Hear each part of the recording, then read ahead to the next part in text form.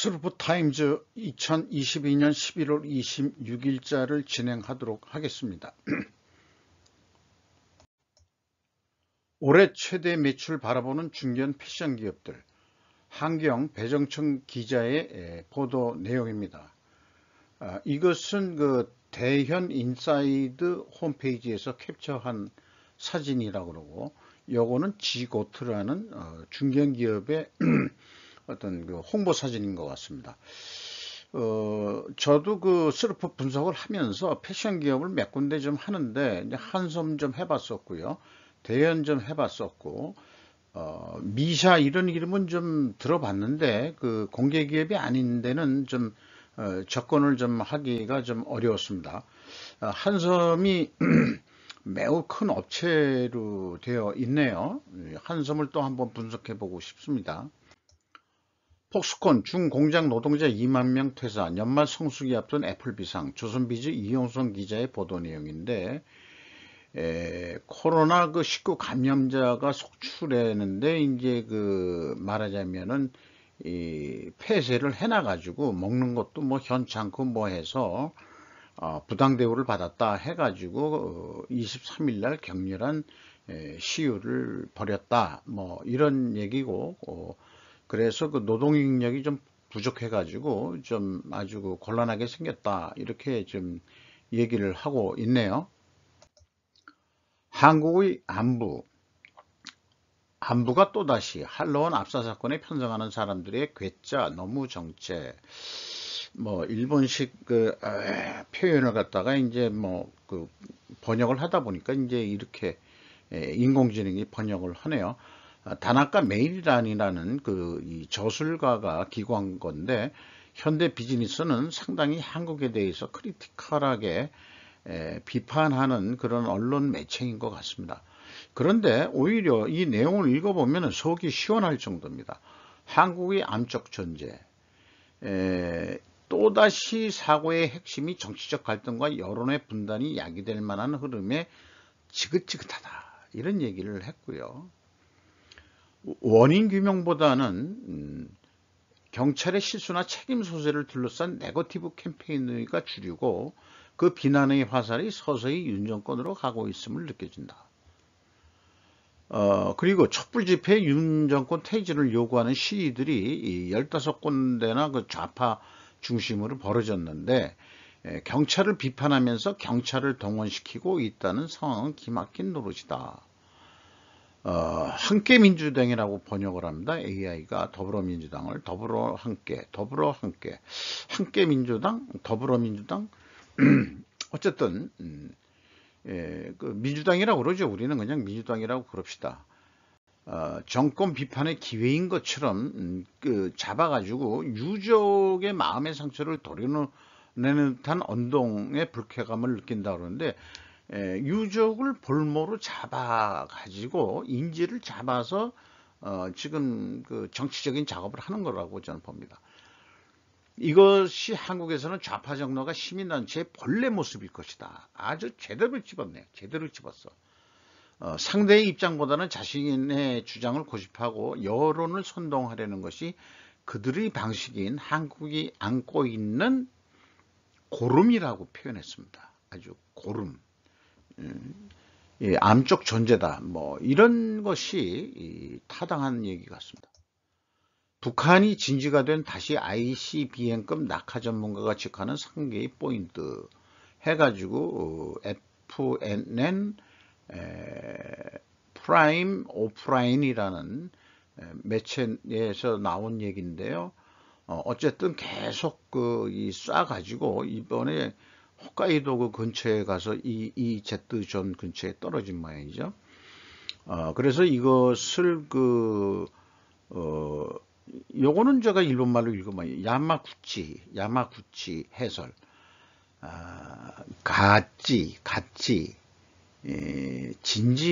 진지가 갓진이 낫대끼다, 진지가 되었다. 뭐 그런 얘기 같아요. 그래서 그 북한이 국방과학 발전 및 무기체계 개발 5개년 계획, 얘네들도 5개년 계획을 또 우리 닮아 써먹은 거야. 아마 지들끼리 하는 거야. 어떻게 되는지 잘 모르겠는데요. 또 뭐 김정은이 유고 시에도 핵을 사용할 수 있다는 법령까지 만들었다는 얘기고, 자간 예의주시해야 된다, 그런 내용으로 좀 얘기를 했습니다. 그리고 이제 그 좀 지난 얘기긴 하지만은 ISSB라고 해가지고 이 결론은 그 그 국제 회계 기준이지만은 이게 ISO하고 요 쌍벽을 이루는 그런 국제 회계 기준이 나와가지고 ESG에 대한 거, 우리나라에서 이제 그 이 회장하고 임마누엘 뭐라고 그러는데 프랑스 사람 계통인 것 같고, 부위원장은 슈로이드라고 되어 있는데, 부위원장 두 사람이 와가지고 우리나라에서 공개 세미나를 했 내용입니다.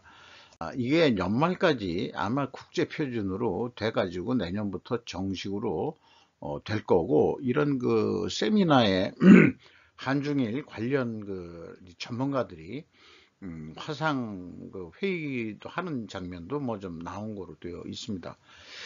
아, 저도 이게 상당히 그 스루포트 회계를 분석하면서 관심 사항이고, 또 ISO 심사원 또 했던 경험이 있기 때문에 이것이 국제 표준이 되면서 이미 이 드라프트 초안을 제가 좀 정리해서 학습하는 거로 몇 편 방송을 한 바 있습니다.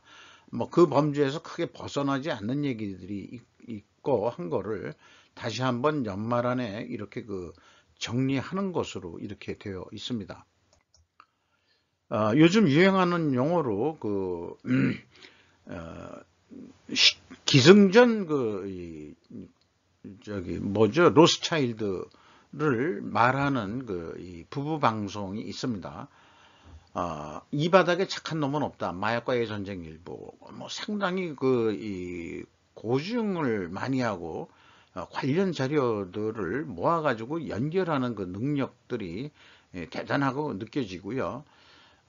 스키타의 그 유물 중에서 그 황금잔이 나왔는데, 이게 대마초하고 아편연기 용이었다고 해석이 되고, 바이킹이 싸울 때도 이런 이 독버섯류 이런 환각제를 먹어서 그렇게 그 키가 작음에도 불구하고, 바이킹이 원래 키가 큰데 이쪽이 키가 큰 건가? 이게 바이킹인가? 잘 모르겠습니다만, 자꾸 환각제나 그 독버섯 이런 걸 맞고 했는데, 옛날부터 이제 마약류는 그렇게 많이 썼다. 그리고 이제 그 무당들이, 샤먼들이 이제 자기네들 특권으로 했다, 그런 얘기를 소개하고 있습니다. 뭐 몇 번 비슷한 얘기를 들었었는데, 인도 차이나 그 베트남에서 이 마약이 미국이 그 베트남 전쟁을 하면서 결국은 그쪽 루트를 통해 가지고 아메리칸 갱스터 같은 게 이제 실화로 나왔던 거를 영화화한 내용인데,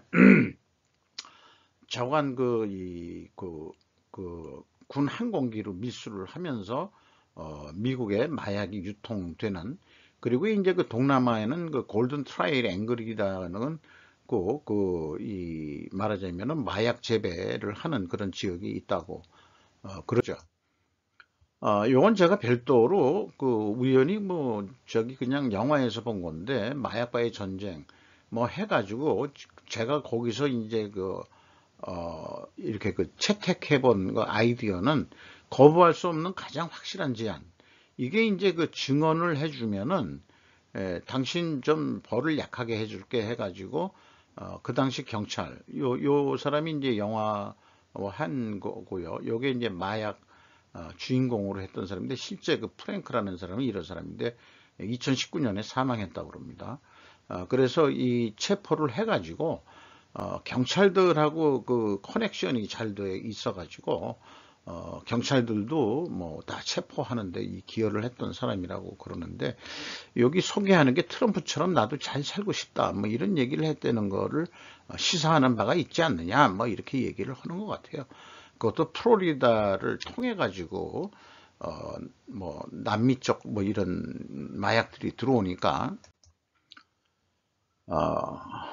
방파오 뭐 이 사람이 또 이 말하자면은 그 트라이앵글 지역에서 말하자면 마약 왕 같은 역할을 했던 사람이라고 소개하고, 저도 그 프레치 커넥션을 영화를 봤습니다. 진 해크만. 이것도 이제 그 여러 이 인도 차이나 반도 말고 다른데 레바논 마피아, 뭐 튀르키예 마피아, 시칠리 마피아 뭐 연결돼 가지고 하는 그 영화 있는데, 영화 대부에 나오는 마약 루트하고 뭐 비슷한 거고, 베트남전 당시 마약도 공급을 했다 뭐 이런 얘기고, 베트남 쪽에서는 뭐 이런 그 대통령이 됐던 사람들, 총통이 됐던 사람들, 뭐 이런 사람들이 전부 다 그 어떻게 보면 마약하고 연계도 좀 됐었다 이런 얘기고, 이 레바논 얘기가 나오는데, 레바논의 그 베이루트인가요? 그 항구에서 대형 폭발이 있었던 거가 연결이 되는데, 도대체 그게 왜 그런 게 폭발을 했을까 하는데, 마약하고 연계가 되지 않았겠느냐 하는 거에 저기 방점을 찍고 있는 것 같아요. 괜찮은 추리인 것 같습니다. 베트남 전 당시 미군의 마약상 선항하고 실제 마약이 됐고, 이 베트남 참전 용사들이 어떤 후유증이라고 그러죠. 그런 외상후 스트레스, PS 뭐라고 그러죠? PS 뭐라고 그러는데, 그거 등등으로 해서 자관 이 베트남 전쟁이 미국의 마약이 들어가는데 큰 역할을 했었다. 그리고 뭐 독일군도 그 전쟁할 때 마약을 썼다. 뭐 이런 얘기고, 그 다음에 오퍼레이션 다운폴이라는 것은 이제 그 베트남에 그냥 폭탄 투하하는 뭐 이런 거에 대해서 또 연결해서 쭉 얘기를 하는데, 이러면서 그 한국 전쟁을 일찍 끝내 가지고 미국의 그 많은 그 폭탄 재고를 베트남전에서 많이 소진했다는 것까지 연결해서 얘기를 하는 것 같더라고요. 너무 좀 폭넓은 얘기라서 21세기 노스트라다무스 조지 프리드먼이 해안 트럼프가 있건 없건 미국은 무너지고 재건된다. 이게 또 2020년 거를 제가 좀 검색을 해서 가져왔는데, 트럼프도 마약하고 뭐 무관하지 않을 거다 뭐 하지만은 쭉 설명하면서 트럼프가 그 재선이 어려울 거다, 다 재출마하면은 뭐 이러면서 얘기하는데, 제 생각에 개인적인 생각은 좀 틀립니다. 왜냐하면 트럼프가 클린턴 만났을 때는 민주당원이었는지 모르지만, 민주당원 애새끼들 노는 꼴을 보니까 이게 아닌갑다 해가지고 공화당으로 넘어가서 오히려 그런 마약 뭐 이런 거 하고 또 아동 성매매 뭐 이런 쪽을 강력하게 말하자면은 이 파헤치는 그런 대통령을 했던 거 아니냐, 저는 좋은 쪽으로 좀 보고 싶은데, 옛날에 과거에 뭐 어쨌다 했기 때문에 지금도 안 그렇겠느냐. 그 사람의 역사를 보면은 뭐 이런 식으로 얘기하는 건 논리적으로 맞는 얘기일 수도 있습니다만은, 뭐 예를 들어서 우리가 왜 전향이라는 얘기가 나오겠습니까?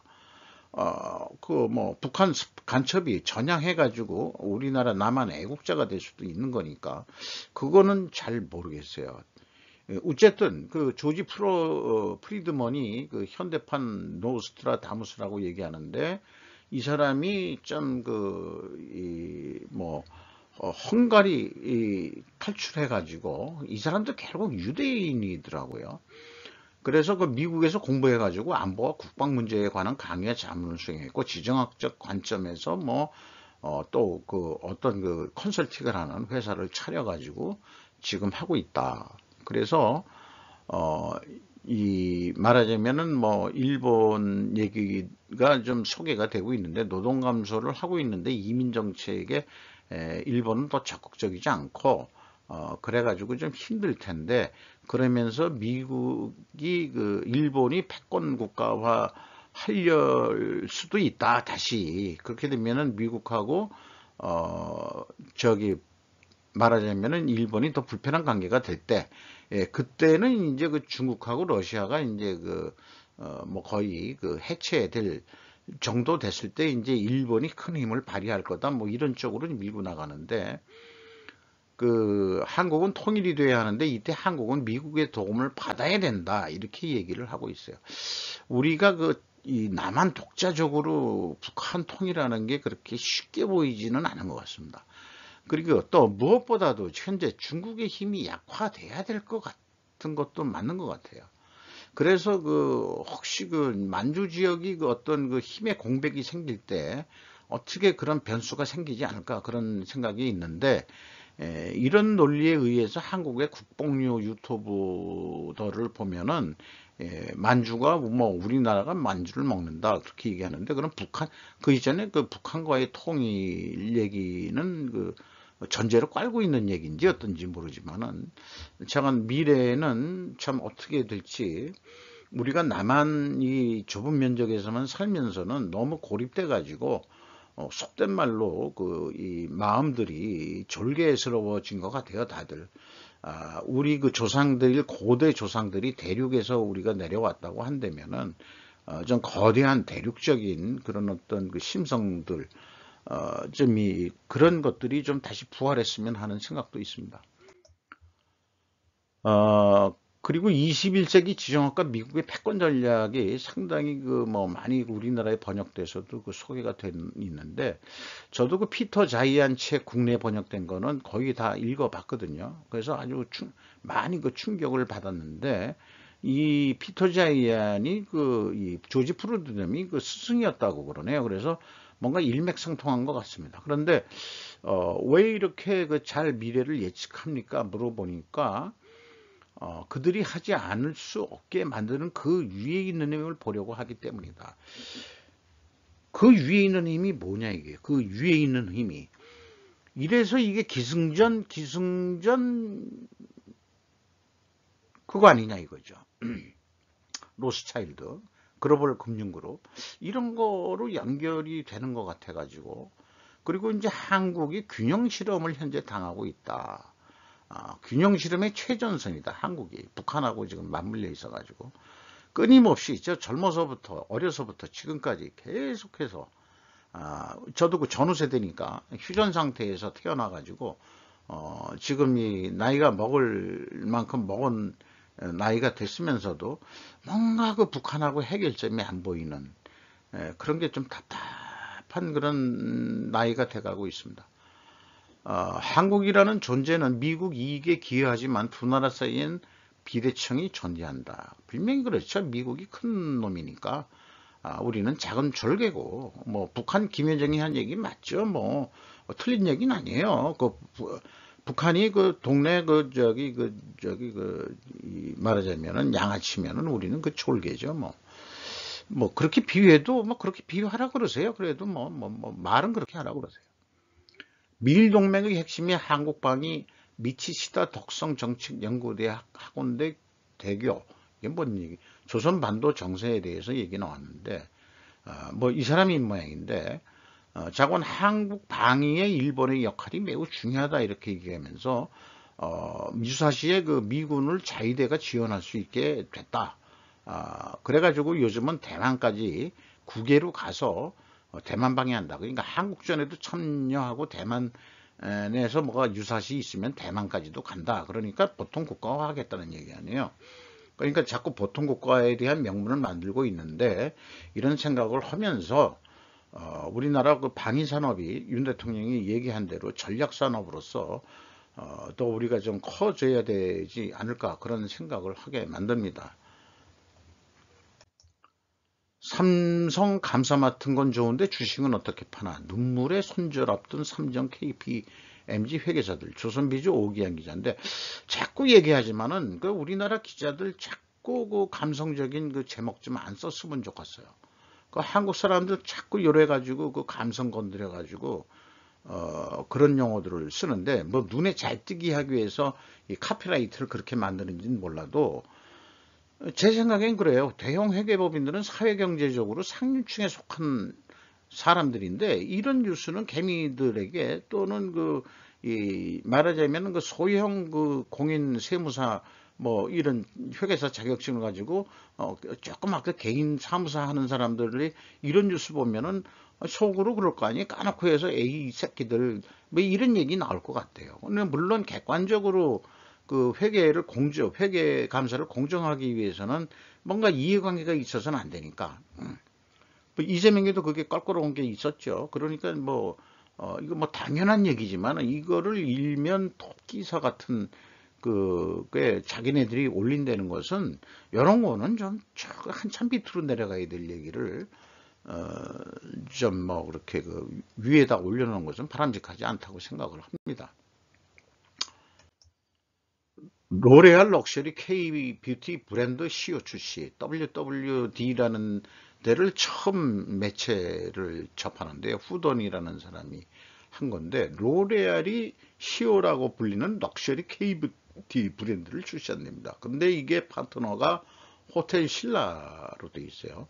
그리고 로레알의 홍콩에 본사를 둔 앵커 에쿼티 파트너스 이뭐 투자 자본인데 CEO라는 말이 시간의 지혜라는 뜻이다 이렇게 하고 태음역이 24계절에서 영감을 넣습니다. 이 태음역까지 나오면 저는 잘 모르겠고 솔직히 한박과항 뭐 이런 얘기 있는데 어쨌든 호텔 신라 그 최고 운영자 얘기는 이 재료들은 한국의 현지 농부들로부터 직접 조달된다. 그래서 K-뷰티다 뭐 하는데 저건 중국에는 2023년도에 뭐 이렇게 그 출시한 예정이고 한국에서 이제 출시를 했다 하는 얘기를 하는데 호텔 신라가 왜 매출이 어떻게 면세점이 잘 안 되는데도 왜 흑자가 났을까 뭐 이런 거 보면은 호텔 신라가 이제 이 호텔업이 아니고 사실은 면세점업인데 이제 본격적으로 화장품업에 드는 것 같습니다. 그래서 아모레 퍼시픽, 그 다음에 LG 생활건강, 호텔 신라, 이렇게까지 해서 이 3대 대형 체제 정도로 되지 않을까 그런 생각이 들어가네요. 이상 11월 26일자 스루프 타임즈 기업 및 국가의 목적은 오늘도 내일도 국익이고 이익 창출이고 그 다음에 생존이 우선순위다 하는 주제에 연관해서 뉴스들을 역사 기록으로 모아봤습니다. 감사합니다.